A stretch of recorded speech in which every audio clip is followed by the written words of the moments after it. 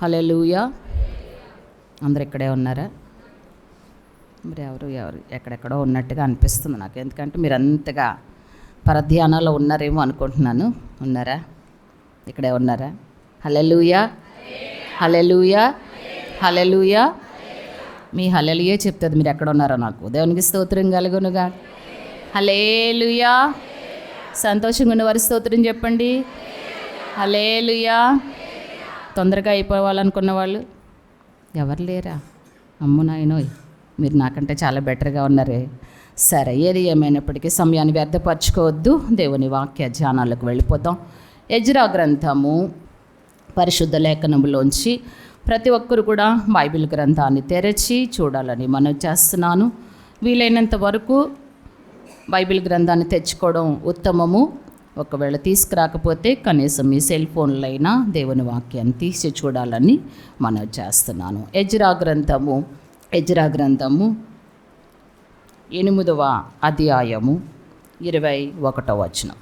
అప్పుడు దేవుని సన్నిధిని మమ్మును మేము దుఃఖపరుచుకొని మాకును మా చిన్నవారికిని మా ఆస్తికిని శుభప్రయాణము కలుగునట్లుగా ఆయనను వేడుకొనుటకు అహావా నది దగ్గర ఉపవాసముండుడని ప్రకటించి తిని, మేలు కలుగజేయుటకై ఆయనను ఆశ్రయించు వారందరికీ మా దేవుని హస్తము తోడుగా ఉండును గాని ఆయన హస్తమును ఆయన ఉగ్రతయు ఆయనను విసర్జించు వారందరి మీదకి వచ్చునని మేము రాజుతో చెప్పి ఉంటిమి. చాలమ్మా.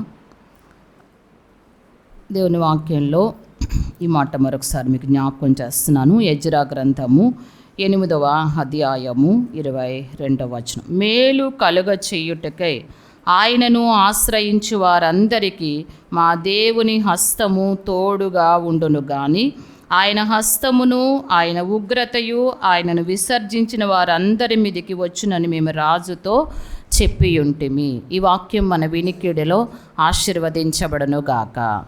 ఆమేన్. ఈ దినం నా ధ్యానాంశము దేవుని హస్తము. ఏంటండి? దేవుని హస్తము.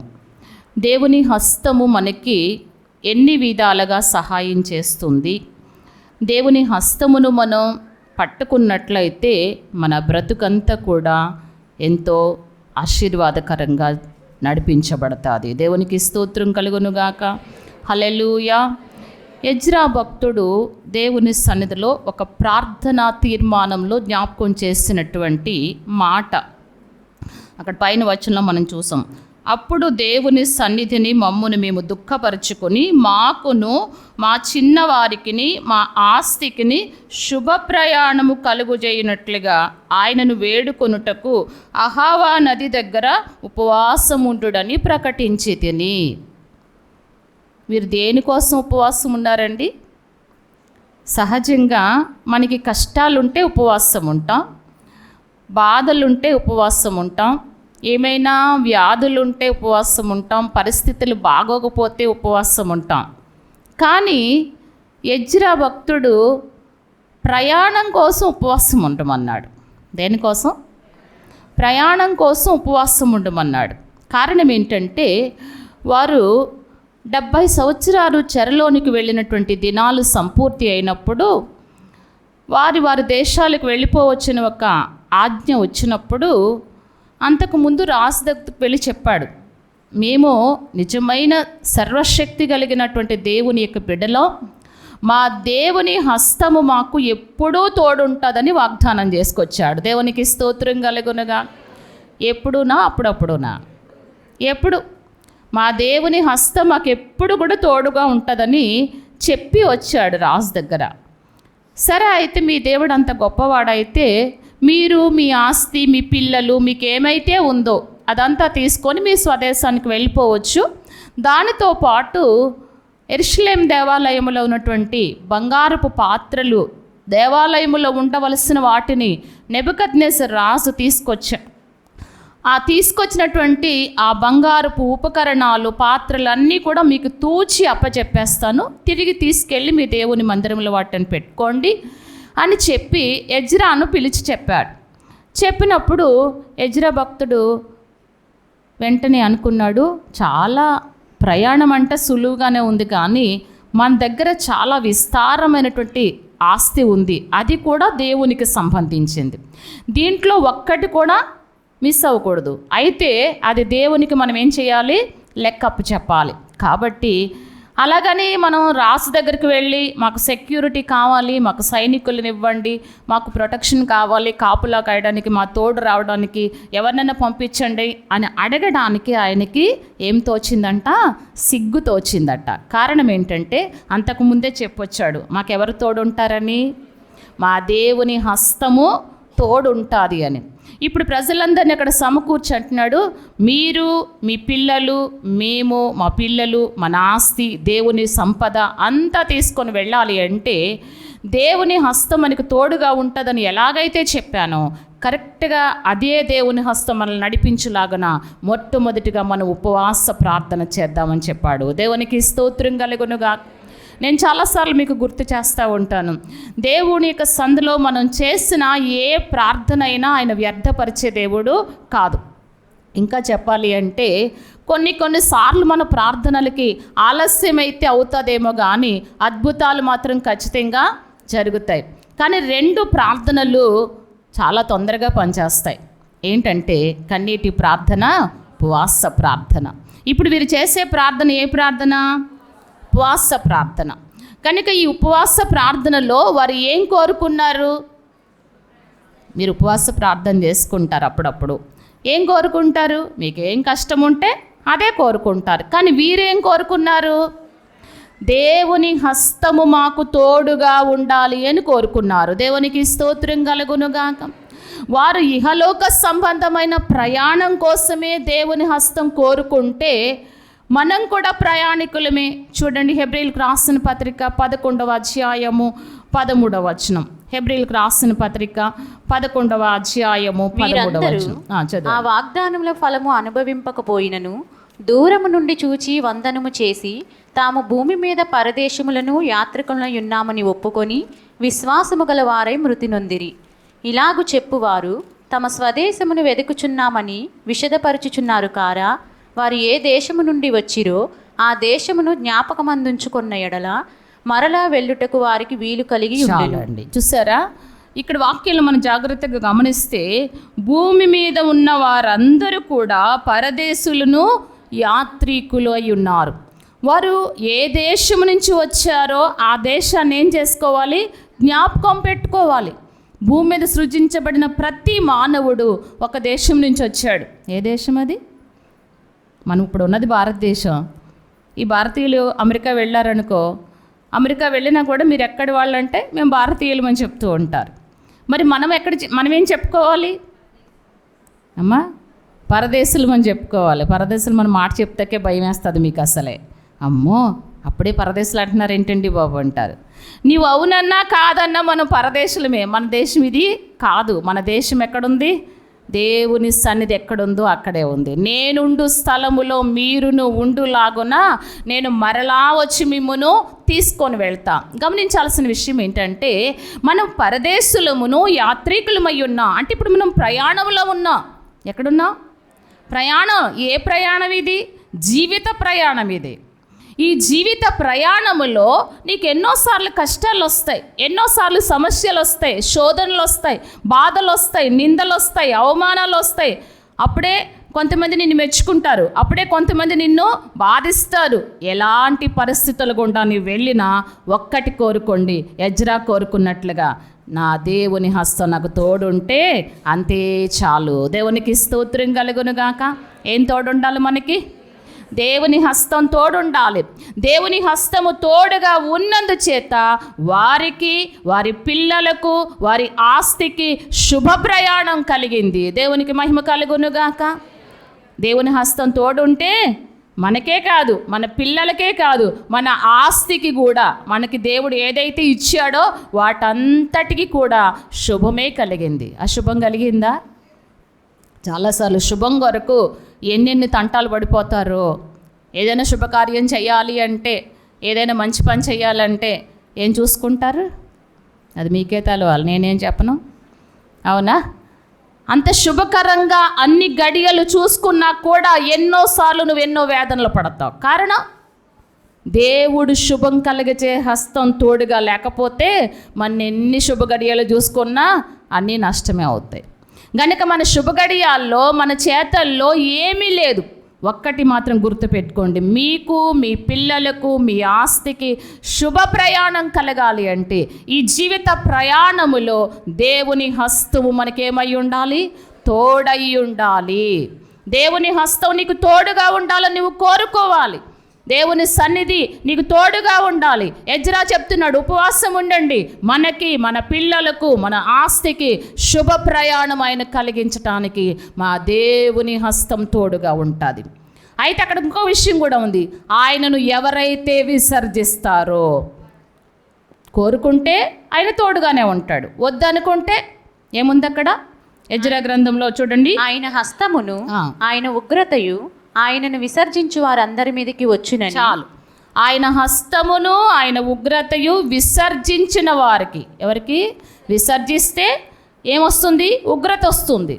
నువ్వు ఆయన కోరుకుంటే శాంతి కలుగుతుంది, సహాయం కలుగుతుంది, ఆశీర్వాదం కలుగుతుంది, క్షేమం కలుగుతుంది, భద్రత కలుగుతుంది. ఆయన హస్తం నీకు తోడుగా ఉంటే ఇవన్నీ నీకు కలుగుతాయి. నువ్వు ఆయన విసర్జించావు అనుకో, ఆయన కోపాగ్నికి గురి అవుతాం. కనుక ఇప్పుడు నిర్ణయించుకోవాల్సింది ఎవరిలో ఉంది? మనలోనే ఉంది. కనుక మన జీవితంలో మొట్టమొదటిగా దేవుని హస్తము మనకి తోడుగా ఉంటే మన జీవిత ప్రయాణము సుఖముగాను క్షేమముగాను వెళతాది. ఇది సత్యం. దీన్ని మనం నమ్మడానికి మన హృదయాలు అంగీకరించబడాలి. దేవునికి స్తోత్రం కలుగునుగాక. ఇంకా దేవుని హస్తము తోడుగా ఉంటే ఏం జరుగుతుందో ఇక మధ్యాహ్న సమయంలో త్వరగా కొన్ని మాటలు జ్ఞాపకం చేసుకుందాం. చూడండి, యెషయా గ్రంథము 59వ అధ్యాయము 1వ వచనం ఒకసారి చదవండి. రక్షింపనేరక యుండునట్లు యెహోవా హస్తము కురచ కాలేదు, విననేరక యుండునట్లు ఆయన చెవులు మందము కాలేదు. మీ దోషములు మీకును మీ దేవునికిని అడ్డముగా వచ్చెను, మీ పాపములు ఆయన ముఖమును మీకు మరుగుపరిచెను. గనుక ఆయన, ఇక్కడ మనం చూస్తే రక్షింపనేరకయుండునట్లు ఆయన హస్తము కురచ కాలేదు, విననేరకయుండునట్లు ఆయన చెవులు మందము కాలేదు. కానీ మీ పాపములు మీకును మీ దేవునికిని అడ్డుగోడలుగా వచ్చినాయంట. చాలాసార్లు మనం అనుకుంటాం, ప్రభువా ఇంత ప్రార్థన చేస్తున్నాను, ఎందుకు జవాబు రావట్లేదు? ఇన్ని ఉపవాసాలు ఉంటున్నాను, ఎందుకు సమాధానం రావట్లేదు? ఎంతగా దేవుని దగ్గర నేను గోసాడుతున్నాను, ఎందుకు నువ్వు నాకు మౌనం అయిపోయావు అని చెప్పి నువ్వు అనుకుంటున్నావేమో. ఒకవేళ దేవుని హస్తము కురచయి కాదు, ఆయన చెవులు మందమైనవి కూడా కాదు. కానీ మీ పాపములు మీకును మీ దేవునికిని అడ్డుగోడలుగా వస్తూ ఉన్నాయి. ఏ పాపము నీకు దేవునికి అడ్డుగోడలుగా వస్తుంది? అది శరీరాశల, నేత్రాశల, జీవపటంపమా, గర్వమా, అహంకారమా, వేషధారణ, కోపమా, ద్వేషమా, అసూయ, మత్సరమా, అల్లరితో కూడిన ఆటపాటల, చేయదగని విగ్రహ పూజల, త్రాగుబోతుల విందుల, ఏ పాపమో ఏదో అడ్డొస్తుంది నీకు, నీ ప్రార్థనకు జవాబు రాకుండా. నువ్వు అనుకోవచ్చు ఇదేం పెద్ద పాపం కాదులే అని, కానీ ఆ చిన్న పాపమే నీకు దేవునికి ఒక మధ్యలో ఒక అడ్డుగోడలాగా అయిపోయింది. ఆ పాపాన్ని ఎప్పుడు తొలగించుకుంటావో ఆయన చాపిన హస్తముతో అద్భుతాలు చేస్తాడు ఆయన. దేవునికి స్తోత్రం కలుగునుగాక. కీర్తన గ్రంథము 118వ కీర్తన 16వ చరణం త్వరగా చదవండి. యెహోవా దక్షిణ హస్తము మహోన్నతమాయెను, యెహోవా దక్షిణ హస్తము సాహస కార్యములను చేయును. చాలమ్మా, యెహోవా దక్షిణ హస్తము సాహసమైన కార్యాలు చేస్తుంది, మామూలు కార్యాలు కాదు. ఏం కార్యాలు అంటండి? సాహసమైన కార్యాలు. అది ఎంత అసాధ్యమైనా సరే, ఇది నా వల్ల కాదు, ఇంకా నేను చెయ్యలేను, ఇంక ఇంతటితో ఆగిపోతాను, అసలు నా జీవితంలో నేను ఏది ముందుకు సాగలేను, నా బ్రతుకు ఇంకా అర్థమే లేదు, జీవితమే ఇక చివరి దశ, ఆత్మహత్య శరణ్యం అనుకునే నీ బ్రతుక్కి ఆ అడ్డుగోడ లాంటి పాపము తొలగించుకున్నట్లయితే యెహోవా దక్షిణ హస్తం నీ ఎడల సాహసమైన కార్యాలు చేయబోతుంది. దేవునికి స్తోత్రం కలుగునుగా. రక్షింపనేరకయుండినట్లు ఆయన హస్తం కురచ కాలేదు, విననేరకయుండినట్లు ఆయన చెవులు మందం కాలేదు. కానీ మీ పాపములు అడ్డుగా వస్తున్నాయేమో, ఆ పాపాలను గుర్తించుకోగలిగి నీ మనస్సాక్షి గద్దించినప్పుడు, దేవుని వాక్యం ద్వారా హెచ్చరించినప్పుడు ఆ పాపమనే అడ్డుగోడ నీవు తొలగించుకోగలిగితే దేవుడు నీ కుటుంబములో, నీ జీవితములో సాహసమైన కార్యములు చేస్తాడు. దేవునికి స్తోత్రం కలుగునుగా. ఆయన హస్తములో అంత బలముంది, ఆయన చాపిన చేతిలో అద్భుతాలు ఉన్నాయి. ఆయన బాహువు చాపితే ఎర్ర సముద్రం పాయలయ్యింది. ఆయన చేతితో ఆ యొక్క బండను కొట్టమన్నప్పుడు బండ బ్రద్దలయ్యి నీటి కాలువల వలె వచ్చింది. కారణం ఏంటి? కేవలం అది మోషే చేయి అయితే అన్ని అద్భుతాలు చేస్తాయా చెప్పండి? ఒక మానవుడి చేతిలో సముద్రాలు పాయలు చేయడం అంటే సామాన్యమైన విషయం.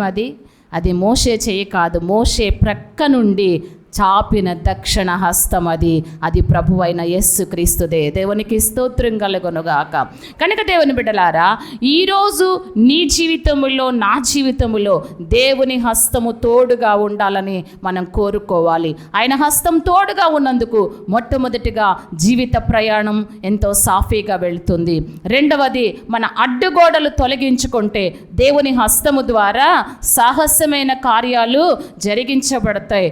దేవుని హస్తము ద్వారా ఆశీర్వాదం కూడా వస్తుంది. సంఖ్యాకాండము 11వ అధ్యాయము 23వ వచనం ఒకసారి చదవండి. అందుకు యెహోవా మోషేతో ఇట్లనెను, యెహోవా బాహుబలము తక్కువైనదా? నా మాట నీ ఎడల నెరవేరునో లేదో ఇప్పుడు చూచెదవు. చాలండి. ఇక్కడ మనం చూస్తే సంఖ్యాకాండంలో దేవుని యొక్క ప్రజలకి కొంచెం ఆహారం తక్కువైందంట. అది కూడా ఏంటో పైన వచనాల్లో కనపడుతుంది. చూడండి. అదే 11వ అధ్యాయము 18వ వచనం. నీవు జనులను చూచి ఇట్లనుము, మిమ్మును మీరు రేపటికి పరిశుద్ధపరచుకొనుడి, మీరు మాంసము తిందురు. యెహోవా వినునట్లు ఏడ్చి, మాకు ఎవరు మాంసం పెట్టెదరు? ఐగుప్తులో మాకు బాగానే జరిగినదని మీరు చెప్పుకొంటిరి గనుక యెహోవా మీకు మాంసం ఇచ్చును, మీరు తిందురు. 1 దినము కాదు, 2 దినములు కాదు, 5 దినములు కాదు, 10 దినములు కాదు, 20 దినములు కాదు, 1 నెల దినముల వరకు, అనగా అది మీ నాసికారంధ్రముల నుండి వచ్చి మీకు అసహ్యము పుట్టు వరకు దానిని తిందురు. ఎలయనగా మీరు మీ మధ్యనున్న యెహోవాను నిర్లక్ష్యము చేసి ఆయన సన్నిధిని ఏడ్చి ఐగుప్తులో నుండి ఎందుకు వచ్చితిమని అనుకుంటారు.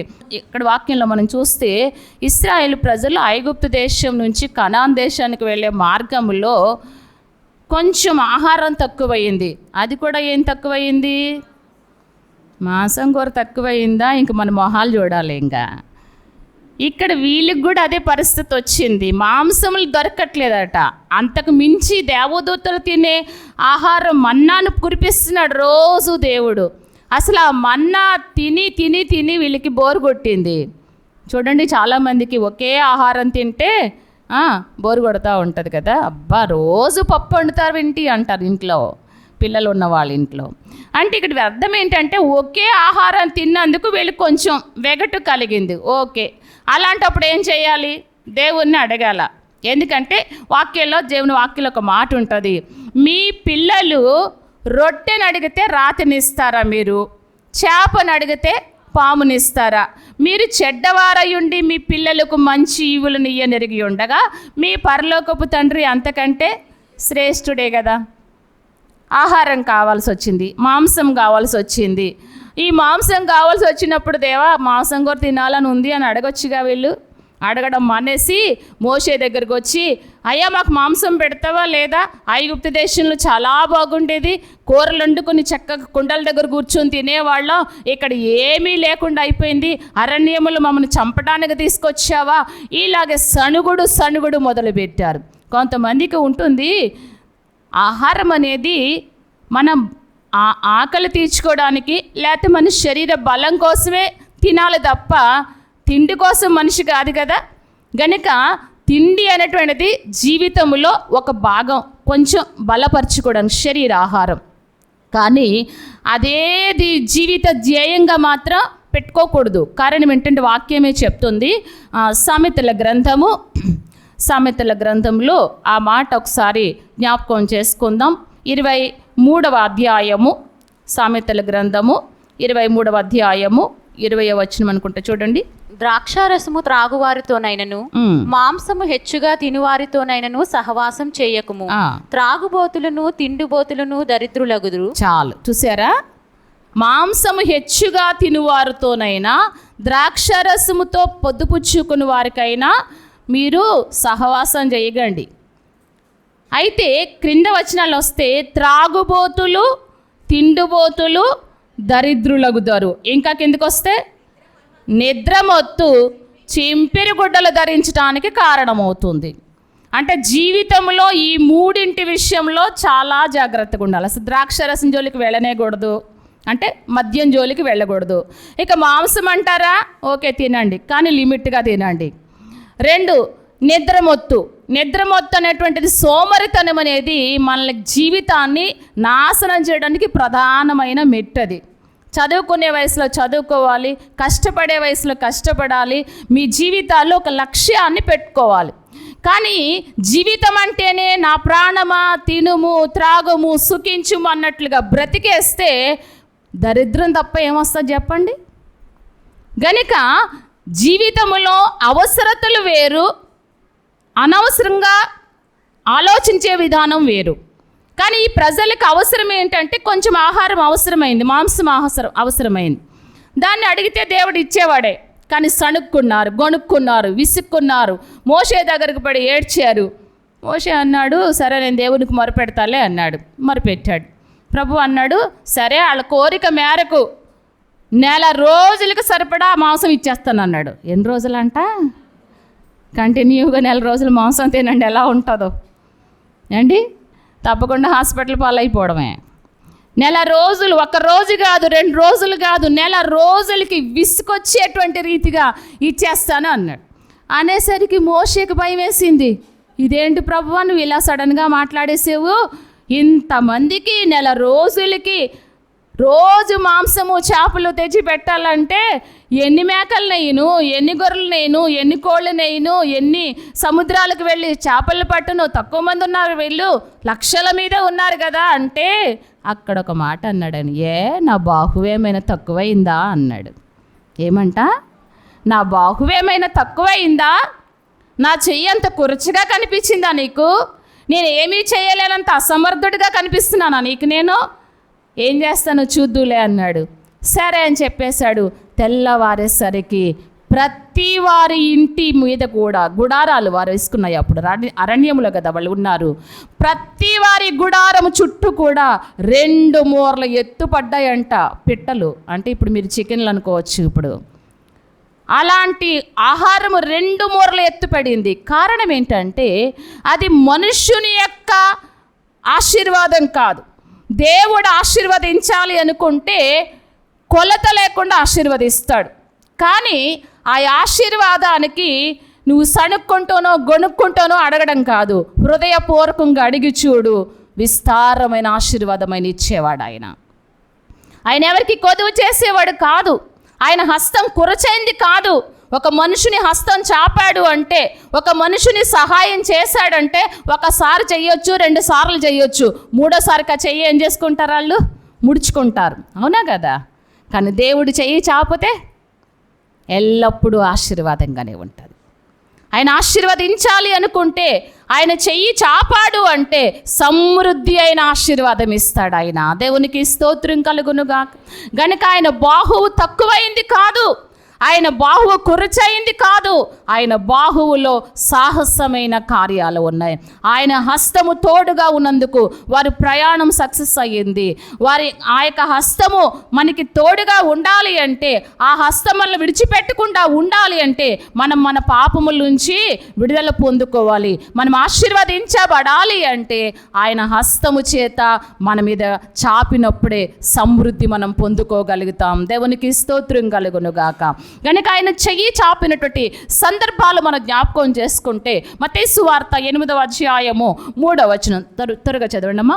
మత్తయి సువార్త 8వ అధ్యాయం 3వ వచనం. ఆయన చెయ్యి చాపి వాని ముట్టి నాకిష్టమే నీవు శుద్ధుడవు కమ్మని చెప్పగా తక్షణమే వాని కుష్ఠరోగము శుద్ధి అయ్యింది. చాలండి. ఇక్కడ మనం చూస్తే యేసుక్రీస్తు ప్రభువారి లోకములో ఉన్నటువంటి దినాలలో ఒక కుష్ఠరోగి వచ్చి ప్రభువానికి ఇష్టమైతే నన్ను శుద్ధునిగా చేయమని చెప్పేసి అడిగారు.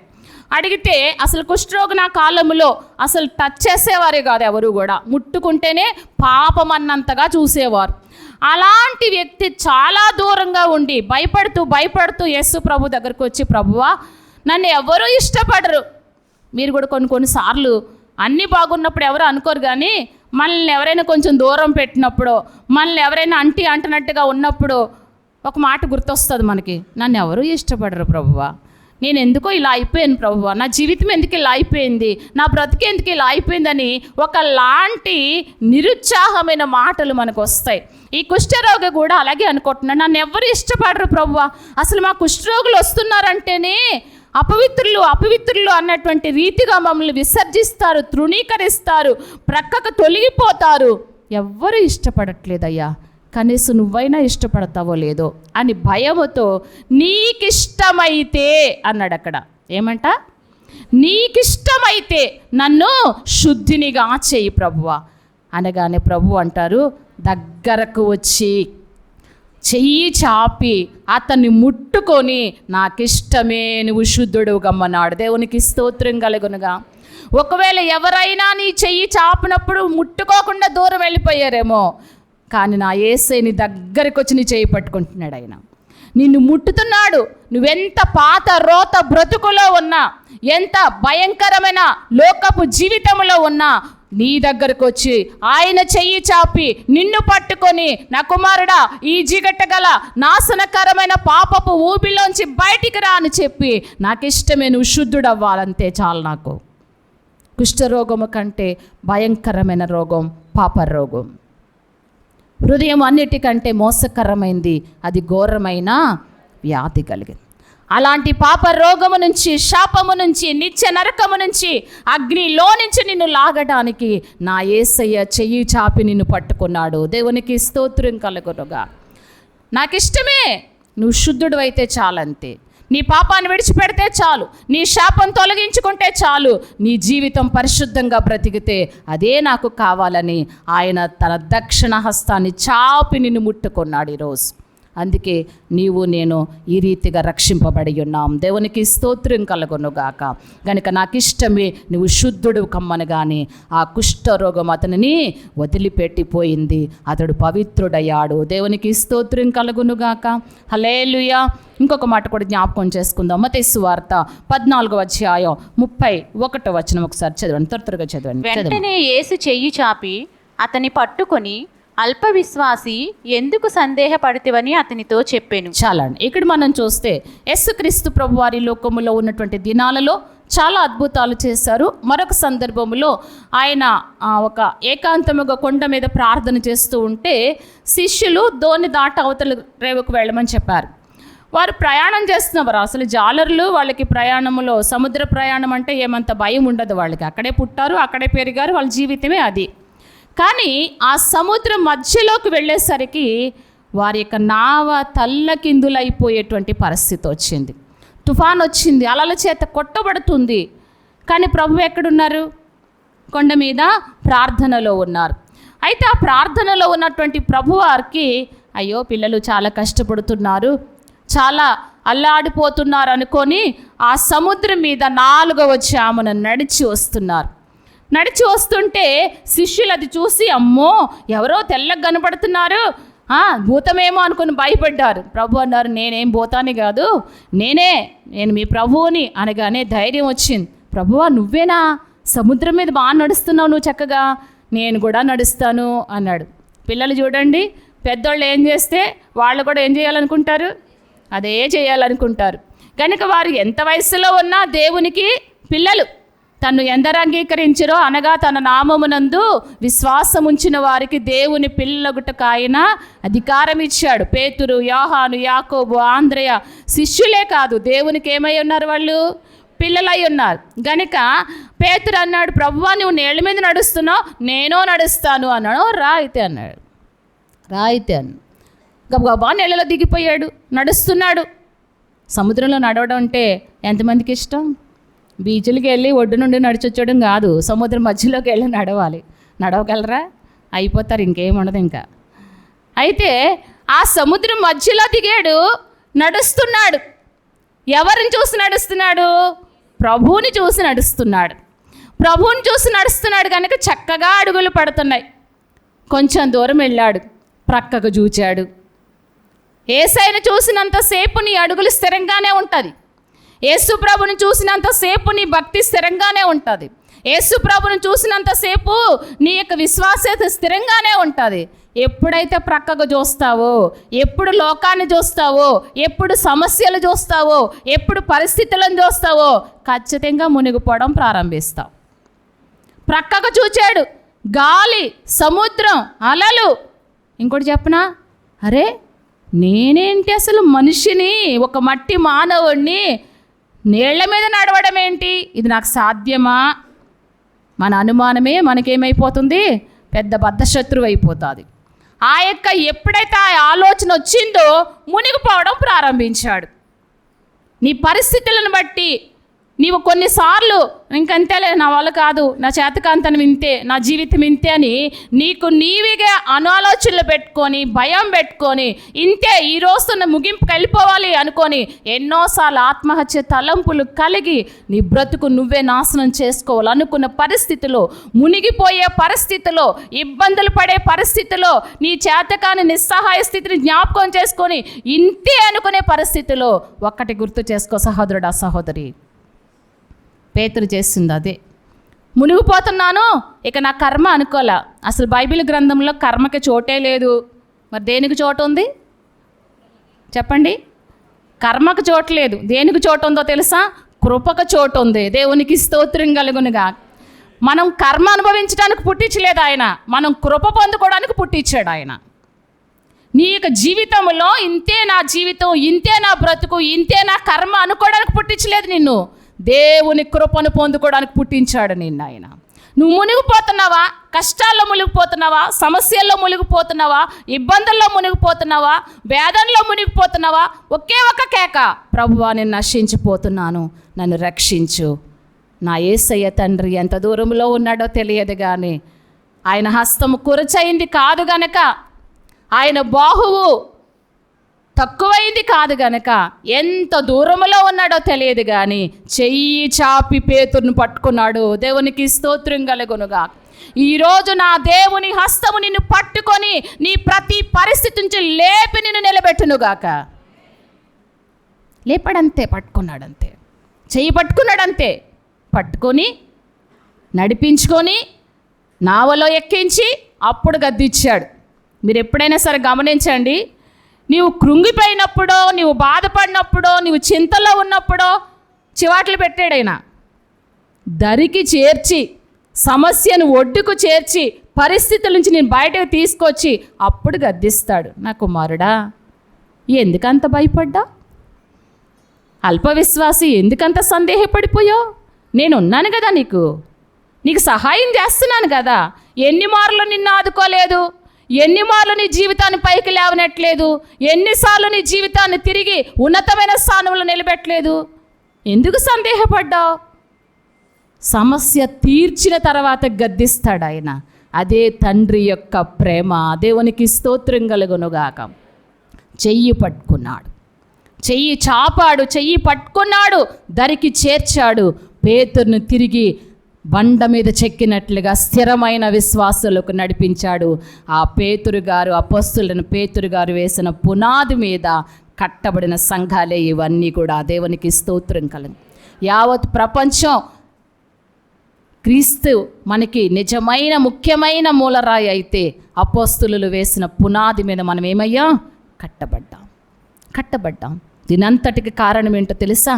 మునిగిపోయే పేతును మునిగిపోయినట్టే ఉంచితే, ఆయన చెయ్యి చాపకుండా ఉంచితే ఈరోజు ఈ రక్షణ సువార్త నీకు నాకు అందేదంటారా? చెప్పండి, అందదు.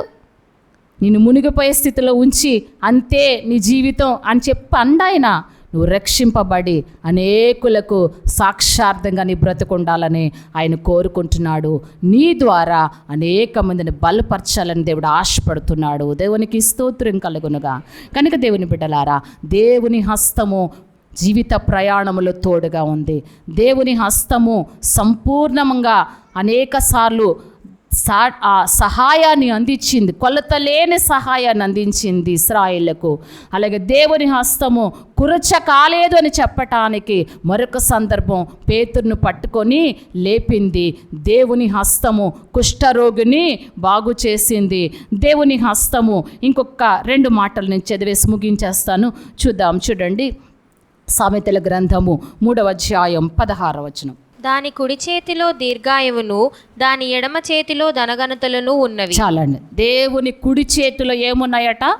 దీర్ఘాయువు ఉంది. ఆయన ఎడమ చేతిలో మనల్ని ఎవరైనా ఆశీర్వదించమని మనల్ని ఎవరైనా అంటే, చిన్నపిల్లలు ఉన్నారనుకో, వారిని మన చేతుల్లోకి ఇచ్చో, లేకపోతే వాళ్ళ మీద ప్రార్థన చేసో, లేకపోతే వాళ్ళకి ఏమైనా అక్షింతలు వేసో ఏదో చేస్తారు కదా. ఆశీర్వదించమంటే ఏ చేయి పెట్టాలి చెప్పండి అమ్మా? కుడి చేయే పెట్టాలి. ఎడం చేయి పెడితే మామూలుగా ఉండదు. కుడి చేయికి ఎడం చేయికి భేదం తెలుస్తలేదా అంటారు ఏకంగానే, అవునా? కానీ నా యేసయ్య మాత్రం 2 చేతులు చాపాల్సిందే. దేవునికి స్తోత్రం కలుగునుగా. కారణం ఏంటి? ఆయన కుడి చేతిలో ఏముంది? దీర్ఘాయు ఉంది. ఆయన ఎడమ చేతిలో ధన ఘనతలు ఉన్నాయి. అందుకే యేసు ప్రభు వారు చివరిసారిగా లూకాసు వార్త 24వ అధ్యాయము 50వ వచనం చదవండి. ఆయన బేతనియా వరకు వారిని తీసుకుని పోయి చేతులెత్తి వారిని ఆశీర్వదించారు. చాలు. బేతనియా దాకా తీసుకెళ్ళి శిష్యులను, ఇదిగో నేను పరలోకానికి ఆరోహణం అవుతున్నాను, మరలా తిరిగి వస్తాను, అంతవరకు ఈ సత్య సువార్తను మీరు ప్రకటిస్తూ అనేక మందిని దేవుని రాజ్య వారసులుగా చేయండి అని చెప్పి వారిని చేతులెత్తి ఆశీర్వదించాడు ఆయన. దేవునికి స్తోత్రం కలుగునుగా. 2 చేతులెత్తి ఏం చేశారు? ఆయన ఆశీర్వదించారు. కారణం, ఆయన కుడి చేతిలో ఏముంది? ఆయన ఎడమ చేతిలో ధన ఘనతలు ఉన్నాయి. ఇప్పుడు దేవుడు నిన్ను ఆశీర్వదించాలి అంటే 2 చేతులు ఎత్తాల్సిందే. నీకు దీర్ఘాయుష్ కావాలన్నా, నీకు ధన ఘనతలు కావాలన్నా, నా దేవుని హస్తాలు 2 చాపి నిన్ను ఆశీర్వదించడానికి ఇష్టపడుతున్నాడు. గనుక దేవుని బిడ్డలారా, ఈ దినాన్ని నువ్వు కోరుకోవాల్సింది ఎజ్రా చెప్పినట్లుగా, మా దేవుని హస్తము మాకు తోడుగా ఉంచండి. నీవు ఆయన మాటకు లోబడితే ఖచ్చితంగా దేవుని హస్తం నీకు తోడుగా ఉంటుంది. ఆయన బాహువు సాహసమైన కార్యాలు చేస్తుంది. ఆయన బాహువు కురుచైనది కాదు. ఆయన బాహువులో ధనఘనతలు ఉన్నాయి. ఆయన బాహువు పడిపోయిన వారిని పట్టుకొని లేవనెత్తినది. ఆయన బాహువు కుష్ఠరోగులను బాగు చేసింది. ఆయన బాహువు ఆయన రాజ్యం దాకా మనల్ని నడిపించేటువంటిది. దేవునికి స్తోత్రం కలుగు. ఎందుకంటే వాక్యాన్ని చూస్తాం, నేను మిమ్మల్ని అనాథులుగా విడువను, మీ యొద్దకు వస్తాను, సత్యస్వరూపైన ఆత్మగా మీతో ఉంటాను, సదాకాలం మీకు తోడై ఉంటాను, మరణము వరకు నేను మిమ్మల్ని నడిపిస్తాను అన్నాడు. దేవునికి స్తోత్రం కలుగు. కనుక ఈరోజు మనకి ఏమున్నా లేకపోయినా ఏం కోరుకోవాలి? ప్రభువా, నీ హస్తము నాకు తోడుగా ఉంచు. ఒక ఆయన కోరుకున్నారు, అలాగా గుర్తొచ్చిందా? ఎబ్బేజు కోరుకున్నాడు, నీ హస్తము నాకు తోడుగా ఉంచు.